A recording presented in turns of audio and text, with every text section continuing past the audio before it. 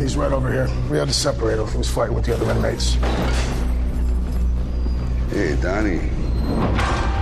Your father was a great man to me. I don't know him. Ain't got nothing to do with me. Well, I think you could be great too.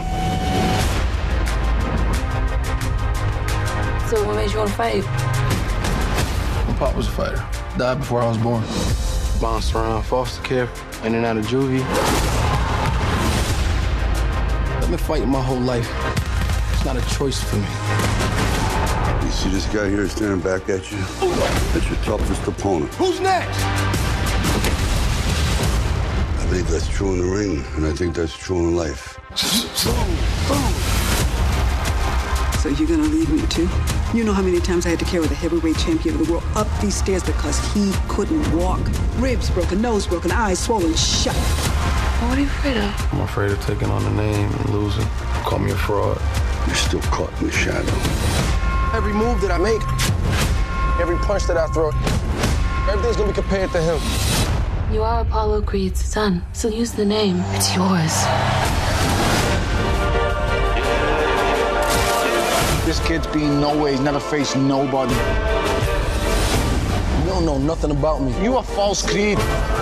You do this, you're going into a storm. What's wrong with you? Hey, somebody help! Rocky's sick. I found in the darkest of times. If I break, I ain't gonna fix it. I found Everything I got is moved on, and I'm here. You're sitting there crying about nobody's around for you. I'm here for you every day. I'm standing right in front of you. Just like any other fight. So if I fight, you fight. I found on this planet, damn it, I've been damaged, but I can manage. I won't take this for granted. Bring back everything that's ever hurt you. All the pain you had inside. They don't know what we've been through. You belong here. I found. You should be able to grab one of these birds. Are you serious? I am serious. Chickens are slowing down.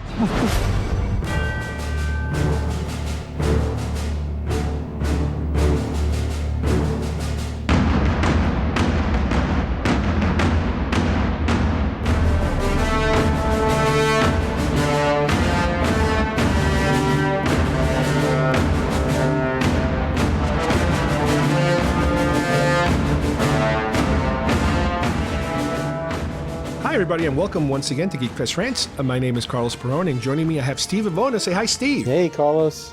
Well, today we are going to be talking about a movie, and more generally about a franchise, if you will, that is very close to Steve's heart. Oh, yeah. Dear and Near to and his dear. and how should we say this? We've done an episode a while back about Stallone, and one of his big, gigantic, hits is the Rocky franchise. Mm-hmm. And today we're going to be talking about Creed, the latest episode of the Rocky franchise, which it's funny because it doesn't have to be a part of the Rocky franchise, but it's a great thing that they made it part of the Rocky franchise, and that Stallone agreed to, I guess, to be able to use the character and the storyline to kind of continue it, because I don't think this was Stallone's idea. This came from the director. No, this was not Stallone's idea at all, and this is not a reboot or anything. This is a continuation. No, right, of the history of the character. It's the 7th film with the character, and it incorporates elements from almost all the other films. So you just tell me where you want me to go, and I'll go. Let's talk about who we're dealing with here. He's the son of Apollo, but why don't you tell us through the films, and again, this is full of spoilers. If you've never seen a Rocky film, you might not want to listen to this. You got to watch these films. Yeah. Why don't you tell us about the history of Apollo, because this is how we get to his son. Sure. Apollo Creed was Rocky's first opponent, and he was the one that gave Rocky his shot, his 1,000,000-to-1 shot.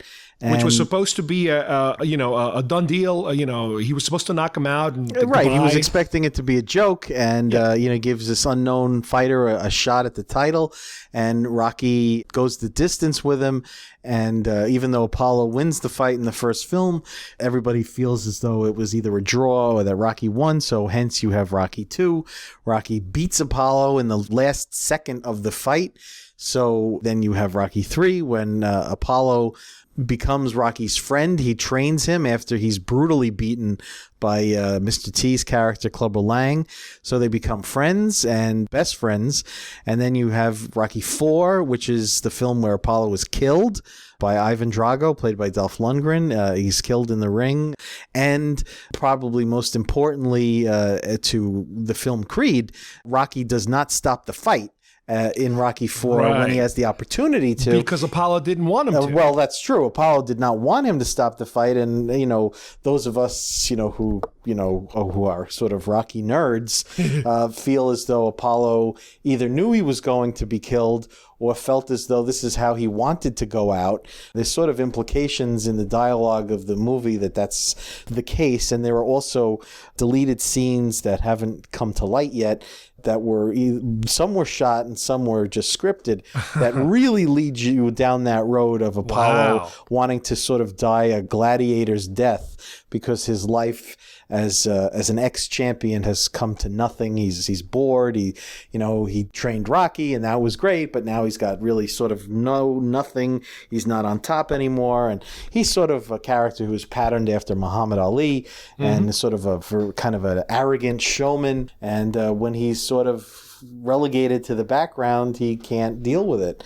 So he dies, and we don't see him. That's the end of him in Rocky IV. Now, little do we know, while we're watching Rocky IV, that with this film, Apollo is supposed to have had an affair, I guess, with another woman, and the son that comes from that affair is the character from Creed. Yeah, Adonis Creed is his illegitimate son, who, we never knew about. Apollo had at least 2 children that were shown in the Rocky films, and that was the kind of question I had before I knew about, the idea that he was an illegitimate child, is that, well, this was one of Apollo's kids, why would he want to fight? But, they created this very interesting story, and not unbelievable story that a professional athlete would have an indiscretion and have a child through an affair, and came up with this really, really amazing story that very original. The typical route would have been he's a kid, he's poor, he's fighting for his, to put food on the table, but it's different in the movie here. He is kind of adopted by the legitimate wife? He's adopted by Apollo's wife. Played by Felicia Rashad. Who, after Apollo dies and after this guy's mother passes away, and he's in foster care and juvie and all that stuff. He's like juvie, bouncing back and forth. She, I guess, takes pity on him when she learns that his mother has passed away. And because he is the son of Apollo, I guess, feels some sort of a connection to him. And, out of the goodness of her heart, she takes him in and raises him. You said before it was sort of different, but it's different from Rocky, but yet it's the same. Oh, yeah. What it is it's a story about someone who has something to prove. Somebody who feels as though his life was sort of a mistake, and wants to prove to the world that he is legitimate, that he's Apollo's son, that he has a right to the name. And, like Rocky had something to prove, and he has something to prove. But let me ask you something. You're a big Rocky fan. You know all about the stories, beyond Rocky 4, 5, 6, when we get to meet his kid and his kid doesn't get along with him and blah, blah, blah. Here, you're right. It seems to follow the beats of Rocky. He's the underdog. A guy out of nowhere is giving him a shot that he doesn't deserve and he shouldn't have, and he goes the distance. That kind of same beats are happening in this film. But for whatever reason, it didn't bother me. Now, is it possible it didn't bother me because I'm not as familiar with Rocky and I'm not as huge a fan as you are? Because let me tell you something, not to change the subject, but when we talk about Star Wars, The Force Awakens, that was one of the things that kept kind of bothering me, was that we were hitting the same beats as A New Hope. And here it doesn't bother me. Why is that? I've heard that said, about not just the Rocky movies, but sort of sports movies and boxing movies in general, is that if it doesn't have cliches, then it's not good. These movies, and it's not just relegated to boxing, if they don't sort of have that sort of, the music swells and the underdog, hits the home run or scores the touchdown or knocks the guy out and hasn't struggled through the whole movie, and his struggle is showing that he has to prove himself and do something. I don't know. People love it. But there's so many callbacks to, not just in general, like you're saying, the typical sports film that has to have these certain things. I'm saying Rocky, plain and simple Rocky. Yeah. You have Adonis, at one point he's running through the streets, and instead of guys running with him, the kids, it's the kids in the motorcycles.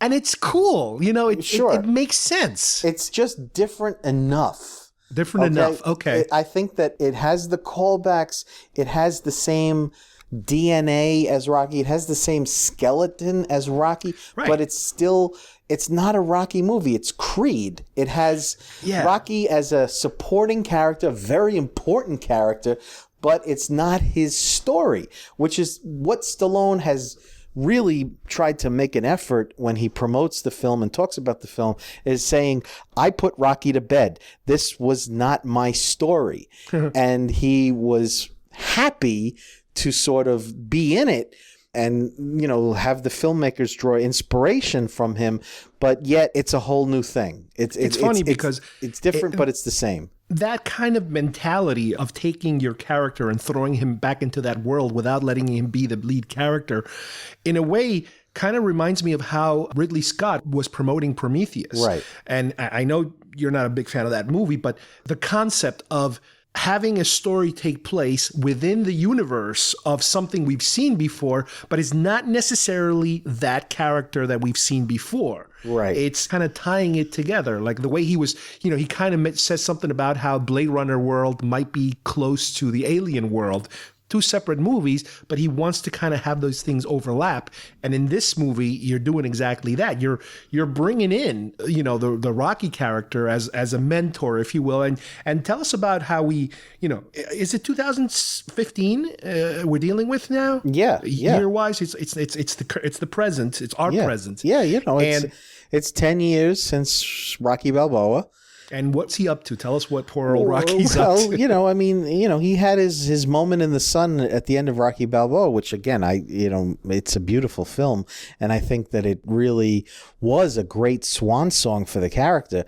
But he's got his restaurant, and he's just kind of, honestly, I think he's just kind of running out the clock, to his eventual passing away, because Adrian's gone. And he hangs out in the cemetery. He talks to Adrian and Paulie. And Paulie, now that Paulie's gone, and now, I thought I don't want to call this a false note, but the only thing that, if I had one minor criticism of the movie, it's dealing with the son, because the son and Rocky Jr. were sort of reconcile at the end of Rocky Balboa. Yeah. And you get the sense that they will have a good relationship going forward.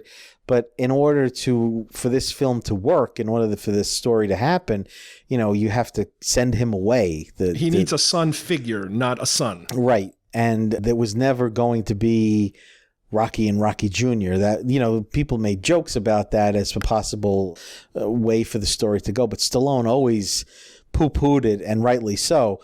That was never in the cards for him, and so they just write him off. They say he's living in Vancouver or something, with his girlfriend, and it's just a kind of a throwaway thing, and it's not completely, doesn't ring completely false, but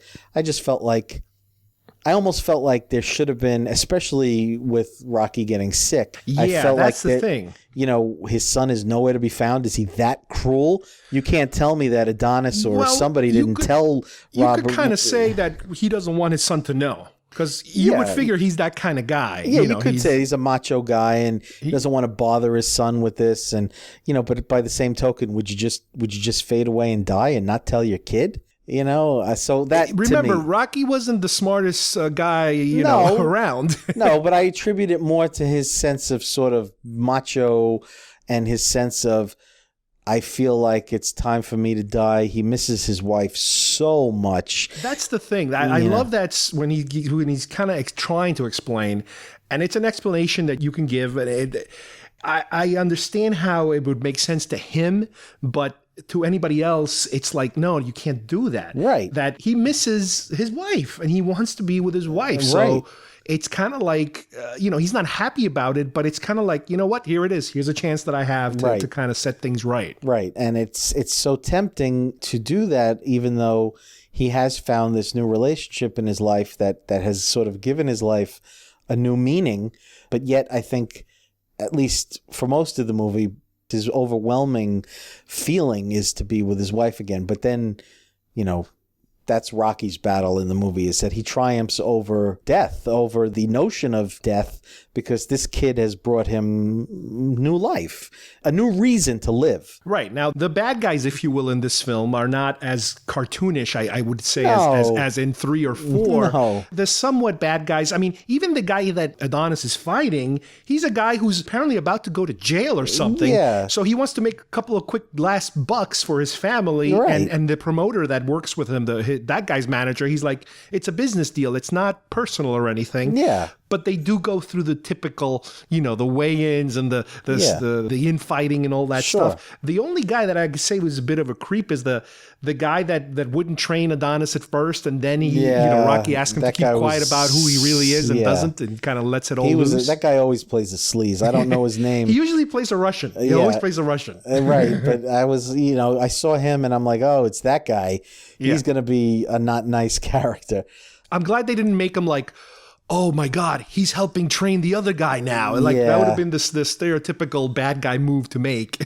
What you can say about this movie is there's just an air of total freshness about it. The point that I want to make, before you even ask me, is that, Stallone had nothing to do with this film. This was not his idea. Ryan Coogler is the director and one of the screenwriters. He brought it to Stallone.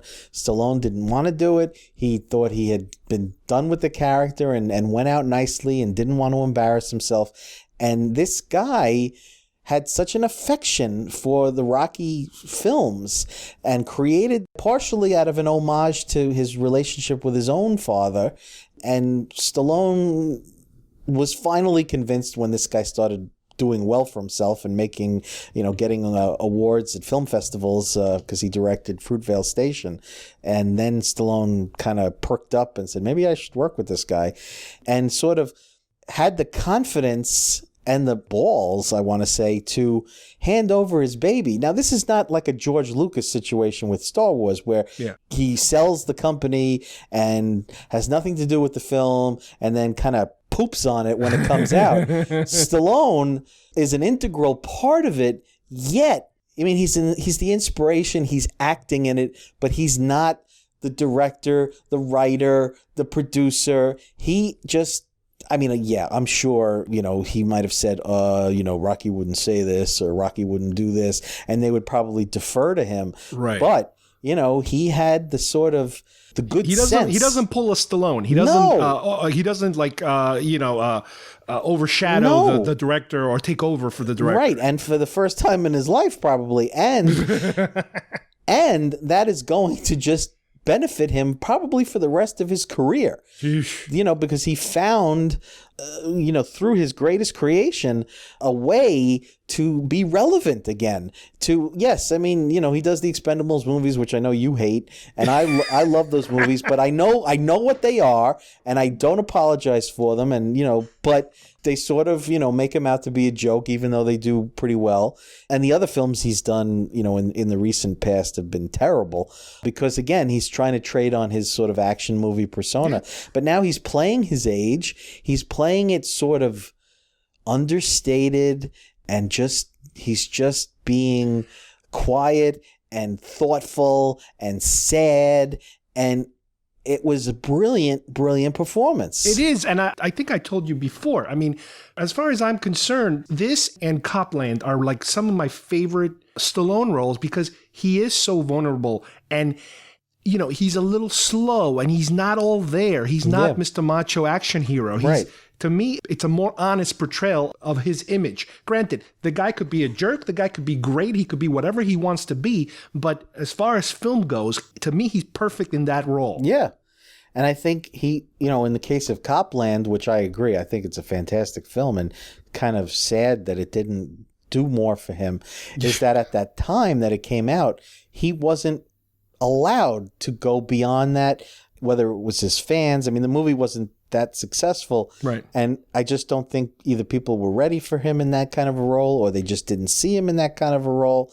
And it's just really, really tragic that it didn't lead to more, because that really sort of signaled the end of his dominance at the box office, and the films he did after that just ruined his career. Yeah. And, brought him to his knees. And by the time Rocky Balboa was around, like, that was his last chance. And, he made the most of it, bringing back Rocky, bringing back Rambo. But again, this is sort of career reinventing, career defining. Whether or not they make sequels, I'm sure they probably will make at least another sequel. But if he starts playing his age and playing more character parts, like someone else we know, Harrison Ford, I think he could just have a whole new life. I think also not only him, but a lot of people in this movie are going to springboard, I think. First of all, Michael Jordan, he was already kind of a known talent. Yeah. He was in television. He was in a couple of films he's done. I'm sure he wants to put the Fantastic Four film behind him. Yeah. And this definitely will do it. But yeah, this kid is definitely going to keep going. Yeah. I mean, even like you said, sequels is one thing, but just in general, he's A-list. a pretty good actor. Yeah. The director also, from what I understand, is one of the people being considered for the Black Panther movie. Yes, he is. Yeah. I don't know if that's going to happen, but that would be interesting he's too. a very, very talented young man, and he's just one of those new crop of, this brings up sort of another point. I don't know if you want to get too far into it, but this notion of not just Rocky, but even to another extent Star Wars and other franchises that have sort of fallen into the hands of the fans, and they call it like fan fiction. And I mean, they were accusing Creed of being fan fiction, and they say the same thing about Star Wars. And, my sort of response to that is, okay, well, if this guy grew up loving Rocky movies and knowing the difference between a good Rocky movie and a bad Rocky movie, and wanted to make his version of a Rocky movie, and he's good, let him do it. Let Stallone, the creator, let him do it. But listen, Stallone could have had nothing to do with this film, and they could have cast someone else, a different character. That would have been fine, whatever. It still might have been a good movie. But the fact that Stallone said yes, it's Rocky and it's Creed. You got these two major characters. I don't see how they call it fan fiction. No, and he didn't steal it from anybody. Right. Stallone's getting paid, and he likes it. Yeah, and he got a hit. but it's also like saying, like, comparing it to what you see on the internet. When people do like Firefly fan fiction or Star Trek fan fiction. It's what they want. Well, you know what? These people are not like stupid fans who are just, writing stuff that they want to see. These are professionals. These are people who, have an affinity for the material and have a sense of taking it in a new direction, but yet honoring the past. I mean, definitely with Creed. Star Wars, you could have a whole other conversation. I would rather see a film like this than a bad film that Stallone would have. Right. I mean, come on. At least Stallone, and this is what I respect about him, at least in terms of Rocky, is he made Rocky Balboa. I can't say enough good things about Rocky Balboa. I love that film. I think before Creed, I thought it was the second best of all the Rocky films, and I thought it was just a beautiful swan song to the character and his story. And I was probably just as skeptical as Stallone when he heard that somebody wanted to do this movie. And I was like, I don't know. But as time went on and I started to hear more about it and I knew who these guys were, I was like, well, you know what? It's like saying Star Wars is going to be good without George Lucas. I felt like Rocky, whatever, it's going to be good without Stallone as the creator. Right. He's just the actor. He's part of it, but he's not the driving force. I'm sure Stallone didn't blindly jump on anybody's bandwagon the second somebody said, here, I'm going to give you some money to do this for us. No, he's got to look at the pedigree of this guy. This guy made at least one film that he's known for, and there was a somewhat of a critical, positive film that was a Fruitvale Station. Yeah. Yeah. So he knows what he's doing. Right. But you're also talking about the film, the character that Stallone is going to be most remembered for, that's his on his tombstone, that's his legacy. Yeah. That he put to bed. You know, he put to bed and in a way that was classy and heartbreaking and meaningful and sort of paralleled Stallone's life and career. So, you know, I could sort of understand, you know, this wasn't a cash grab. He's like, no, this is not a good idea. Right. But, you know, saw that, you know, this kid's talented and, you know, maybe Rocky has something left to say, but someone else is writing the dialogue. I like the fact also that even the supporting characters or the purpose of the supporting characters work. The girlfriend, Adonis's girlfriend, she's not a perfect person either. She's got her issues. She's got her disabilities that she's dealing with, and she knows that it's not going to be a happy ending. You know, at the end of the film, that she's going to get cured. No, she knows that it's little by little she's losing her hearing. Yeah. And they kind of leave it there. It's like, oh wow, it's got to continue that way. I like the fact that as Rocky starts to get sicker, and he's being treated, you know, to a certain extent, he's not as strong as he is. So he's bringing the kid over to his friend's place, and the younger people, even and the older guy, they're training him, you know, with all the physical aspects of the training that Rocky can't do anymore. He can talk to him, but he can't spar with him. He can't even hold in, you know, the punching bags or anything. Right. Yeah. And kind of, you know, it works. The last thing I want to talk with this film, and this is something we kind of joked about a little bit, and I don't know if this is something, I mean, I suspect I know what it is. It's an age thing, and it's my own personal thing.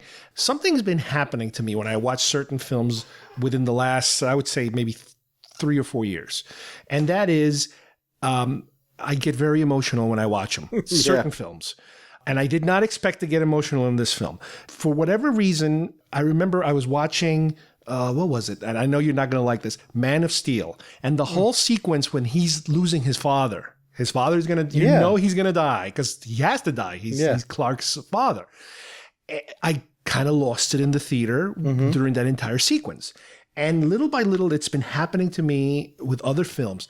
This one, it completely destroyed me halfway through this film. Once Rocky gets diagnosed and he's being stubborn about not being wanted to be treated and this and that, I was bawling out through the entire second half of the movie to the point where, and I wasn't joking when I told you this, I had to wait until the credits were over because I was watching it with my son, and I'm like, I gotta get my act together before I walk out of this theater because he's gonna think maybe I'm having a stroke or something, right, or a breakdown. Yeah. But granted, I know exactly why this is happening to me. I mean, the first time I remember was around the time my dad had his quadruple heart surgery, right, so I was terrified, and that the whole father, you know, dying thing was very prominent. And here, you know, Rocky's dealing with, out of all things, cancer and the chemotherapy. And I went through that with my mom. She passed last year.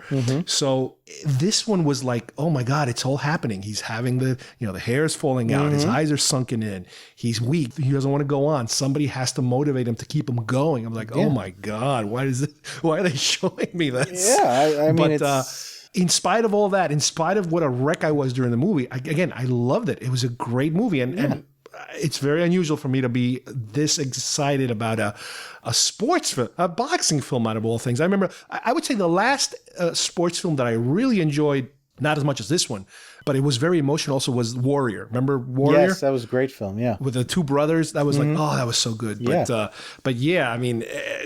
I don't know if it was just melodramatic in general, but to me, I don't think it was. It floored me. I mean, I think it speaks to anybody who's gone through that. Number one, number two. I think you have certain people like myself who have this deep-seated love of this character and his story, and as someone who, in my case at least, who has found and drawn inspiration and motivation from this character, this fictional character.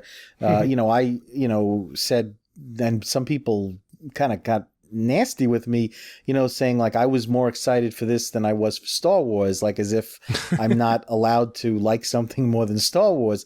And I truly was. And I felt very emotional as, Rocky was going through his trials and towards the end of the film, and, the music swells, and, his story and Adonis' story, they're both, fighting the odds and all this other stuff. I was bawling. I really was. I mean, I have to say too that I get emotional at almost all the Rocky movies. Not, I mean, the first one definitely, Rocky Balboa definitely, and this one, without question. I saw it recently. I've seen it 3 times, and then I watched it with my wife, and she was like, "Really?"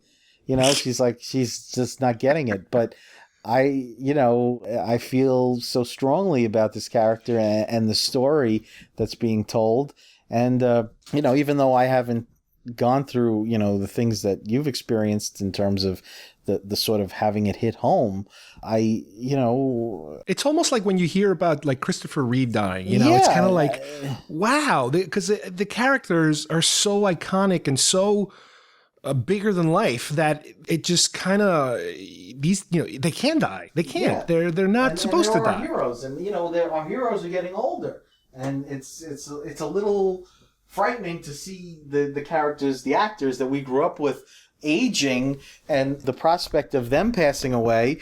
And so yeah, I mean, all that, I guess it all even factors into, not to get too depressing, but our own mortality and our own middle age and things going wrong with us and that kind of stuff. But no kidding. It was definitely a very, very beautiful film, and I was just, as a fan, I couldn't have been happier with the result. I felt like Stallone was vindicated. I felt like seeing so many people like yourself, seeing so many people moved by this character and his story, and now the new story, it made me feel like, what? This is bringing a whole crop of new people to this saga, like your son, we're still in the process. I have to mention the fact that before seeing Creed, Steve mailed me a box Blu-ray set of all the Rocky films, and we started going through them. And I was like, the theater that Creed is playing, they're going to pull the movie like next week. And we were only like halfway through the whole thing. I'm like, it doesn't matter. You've seen enough. We have to go see it now. Don't worry about it. Don't worry about it. You don't have to see the whole thing. Right. But he loved it. He had a great time too. And he doesn't have the entire background, that I have with this. But that's good, because he also doesn't have the cynicism that you have. That's right. That's right. That's right, and he can now watch the rest of the films and kind of fill in the blanks. Exactly, which makes me happy. Well, let's hope that around Oscar time they don't forget this movie, and especially Stallone, as I know he's being talked to about, as a supporting actor and this and that. So we'll see. We'll hope, and I really hope he does some more serious films. I think he'd be a fool not to, and I think all the people who are advising him and managing him will steer him in the right direction to keep it up. No kidding. Well, I want to thank, first of all, Steve for joining me today. I know how special this particular film is to him and the whole franchise. And I'm the last person to suspect that I would ever have such a good reaction to a Rocky film, if you want to call it a Rocky film. Yeah. I had a great time. And I want to thank you guys for joining us, and we will see you here soon at GeekFest Rants. Bye-bye, everybody.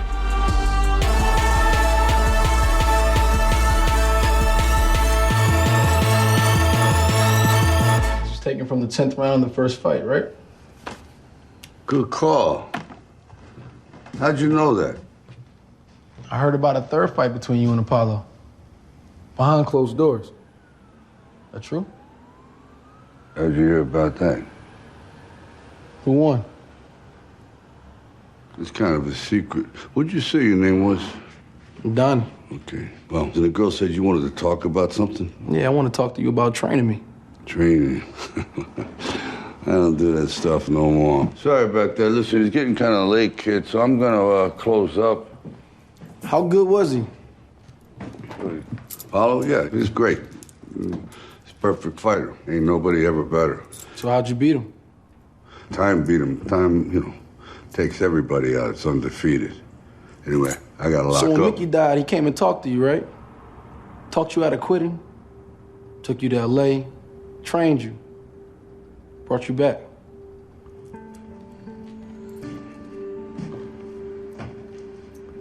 How do you know all this? How do you think?